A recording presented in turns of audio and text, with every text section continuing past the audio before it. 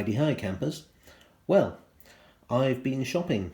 I was at the Bluebell Railway's Model Railway Collector Fair this weekend, although by the time this video actually goes up it will have been several weeks ago, and that is why you should never actually forward plan. I've always been opposed to it. I don't know why I've become so all-fired keen on it with this channel. But anyway, these were two of my purchases. These are wagons by Lima. As regular viewers will know, if there are any of you out there, one of my little sub-hobbies, shall we say, is working with painting and weathering to make something of cheapo wagons. And in fact, let me just show you some of the earlier fruits of my labours. Let me see if I can get that in focus there. That's better. Now this van is another Lima one. This is a Triang mineral wagon, and I actually produced a series of videos on how you can create this really heavy weathering effect. Let me just magic those away. Wah, wah, wah. Yeah, so there you go.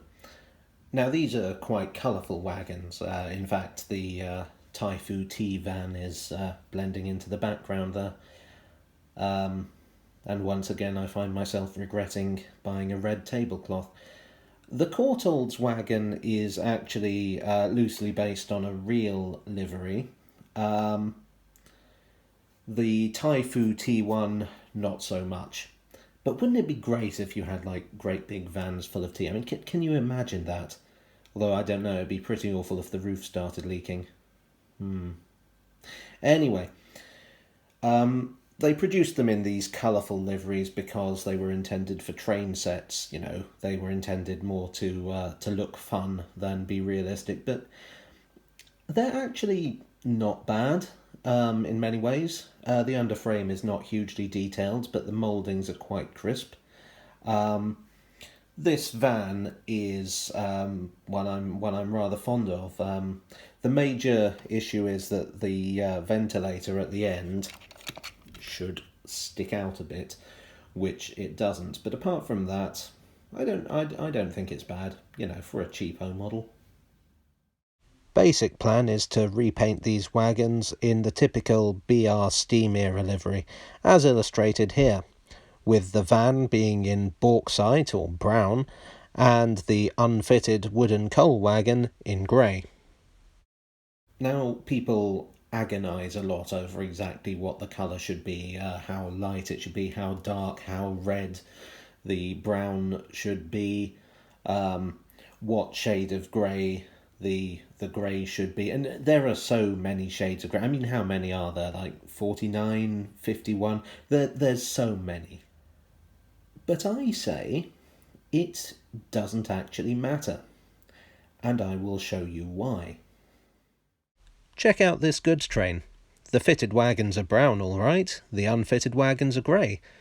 But other than that, there are so many differences in terms of weathering, maintenance, fading of paint, that no two wagons are the same colour. In other words, there is no wrong colour. So I'm going to take the view that as long as it looks right to me, it is right. Righto, so I'm going to start with the van, and the colour I'm going to use is Vallejo's red leather. Now the two questions that arise is, do they also do yellow leather, and does anybody ever order several bottles of both at a time? Wouldn't that be fun? I'm really tired.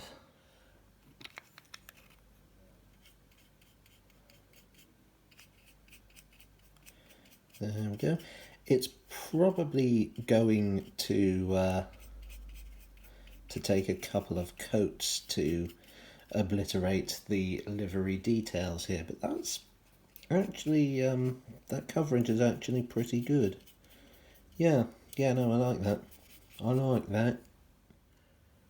There we go. Bauxite painting done. there's the one I prepared earlier for comparison.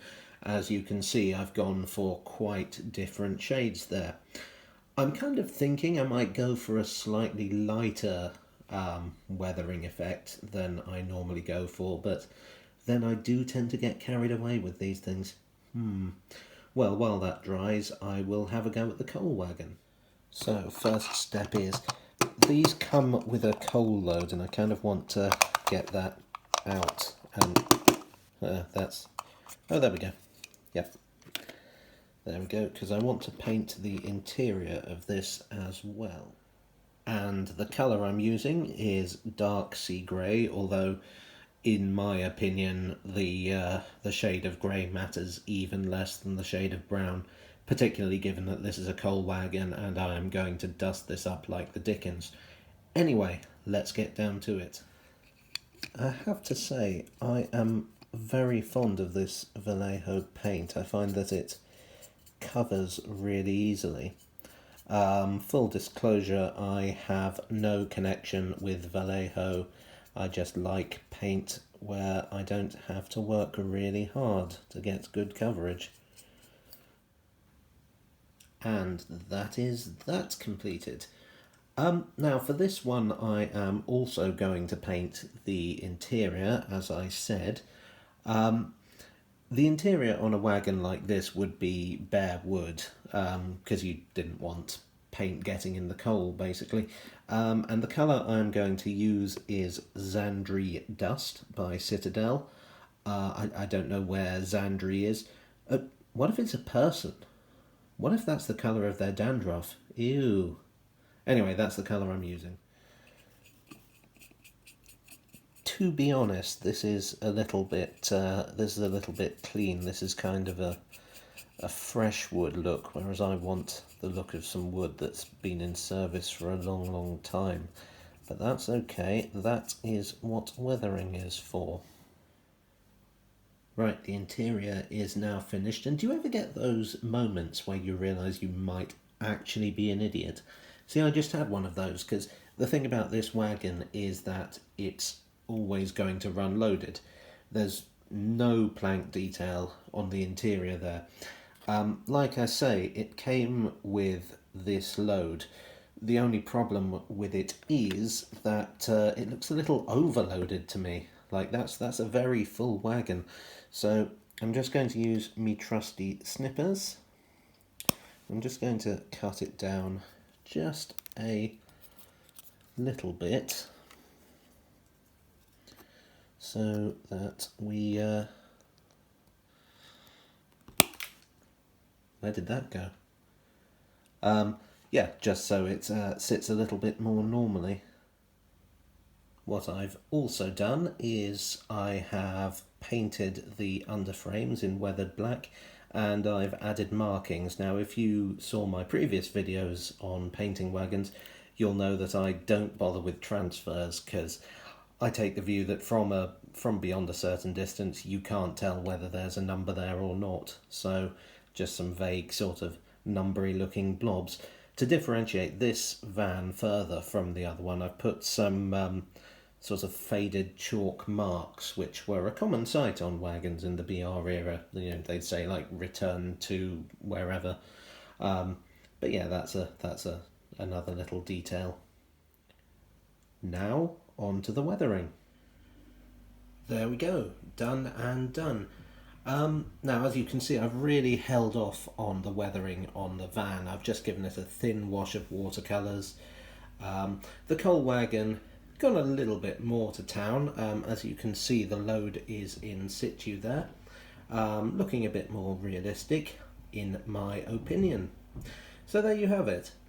It is possible with very little effort to turn the Lima wagons from a basic toy train accessory into something that I don't think looks too shabby on your average model railway.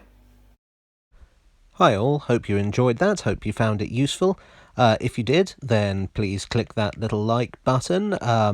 If you really liked it, then leave a comment, and if you really liked it, why not subscribe? Anyway, thanks for watching, and hope to see you again for my next video. Cheerio.